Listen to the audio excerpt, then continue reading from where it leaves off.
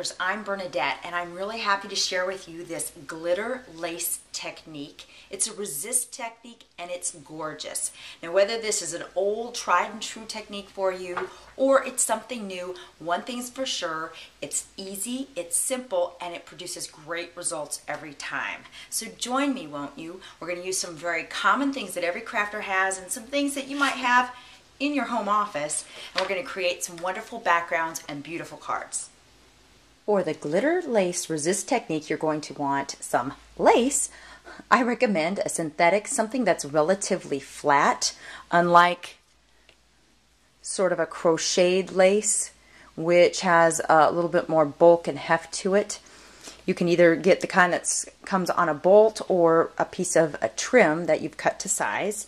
Then you're going to need glitter for a real lacy effect. It's a good idea to use high contrast colors, something that's sort of transparent and something that's a little darker. I'm using glitter from the Art Glittering System or Barbara Trombley. And then for my technique, we're going to use something that you might have around the house, very common, and that is just a regular old sheet of labels, not even anything fancy like sticker paper, although you can use any two-sided adhesive that you'd like, whether it was the large dimension score tape or traditional sticker paper. I happen to have a bunch of these labels left over from when I did wedding invitations. And you'll see that they're actually not the highest quality. They're relatively thin and they curl, but it doesn't matter. This is such a fun, easy technique. Let's get started. One of the nice things about this is that you can also cut. I've cut a piece on my Cricut just right out of the label, and I can do the same technique on a cutout. So whether I want to do a bird or a flower or any other image that you like, you certainly have the opportunity to do that. Let's get started, shall we? I'm going to go ahead and peel off my label. See, this is why you know it's cheap. It's really thin and it tends to curl, but guess what? That is not a problem for us.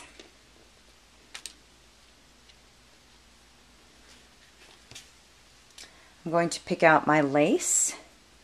I'm going to simply lay it right over where I want it. Smooth it down. And I'm going to start with my light colored first. As soon as I get my paper down to catch all my glitter. This is not a technique for the faint of heart. Some people have a really awesome glitter system set up with little plastic bowls and such. I don't tend to use my glitter as much for that, so I still have them in the original purchased vials, but that's okay. Now we're just going to go ahead and rub it in. This is really fun, actually. Making sure that you get that initial layer of glitter worked well into all the dimensions.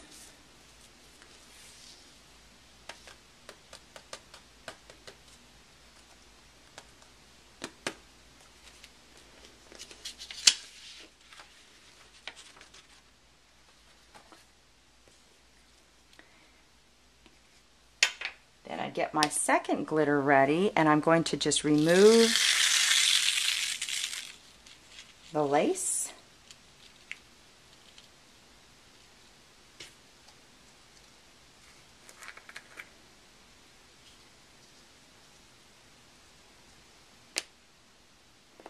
Pour that one over. One of the nice things is that once you've created this as a background or an image, a focal point, the glitter takes away pretty much all the stickiness once you've worked it in, and you're not going to be left with an image or a, oh, that had my fingerprint on it. You're not going to be left with an image that is sticky in any way, shape, or form. It's actually going to, it feels almost like suede. Just 1 second and you'll see the fantastic results. Look at that. Okay, can you see in the camera? It just is alive with dazzling sparkles, and the image is just so perfectly transferred. And like I said, I can run my fingers over this, kind of give it some wrinkle, and look, You might get a little bit of residual glitter that comes out, but it looks beautiful. And that, in a nutshell, is the glitter lace technique. Let's take a look at, here's some of the other cards I did. I used this particular piece for this card for my Be Happy, and I made an easel card out of that. Literally, it took just minutes.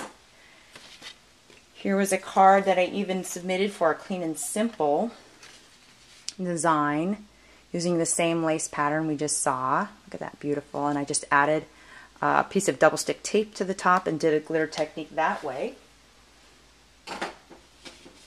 I used two colors of pink, a light and dark pink, and they made me think of wine colored, so I cut out a nice cut on my Cricut and added a sentiment and had a really nice wine card. It reminded me of a kitchen table, actually, or a tablecloth, I should say.